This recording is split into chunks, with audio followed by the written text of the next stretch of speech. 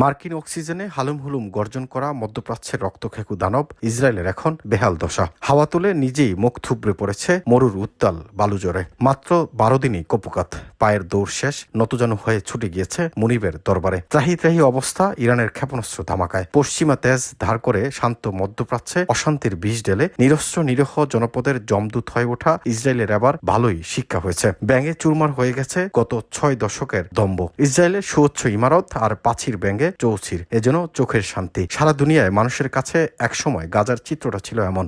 দিন পাল্টেছে, সময় পাল্টেছে, এখন ইসরায়েলকেই গাজা মনে হয়। যুদ্ধের বিরতি হয়েছে, তবে ইসরায়েলি উদ্ধার কর্মীদের কর্মযজ্ঞ চলছে বিরতিহীন। ইরানি ক্ষেপণাস্ত্র হামলায় ধ্বংসস্তূপে চলছে উদ্ধার অভিযান। কে রাজা কে প্রজা সে প্রশ্ন এখন নিতান্তই রসিকতা। খোলা চোখে তার উত্তর দেখেছে গোটা বিশ্ব। চলতি পথে সে জয়োল্লাস শুনেছে যুদ্ধের বারুদ হাওয়াও। বছরের পর বছর ধরে নানা অজুহাতের উসিলায় পারস্য এই জাতিকে নিষেধাজ্ঞা লাগামে বেঁধে রাখলেও মনোবল দমাতে পারেনি এক চুলো।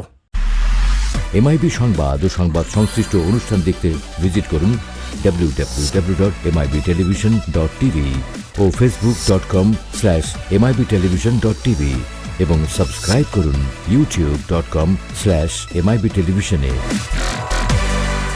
এমআইবি টেলিভিশন, সত্য খবর, সঠিক খবর।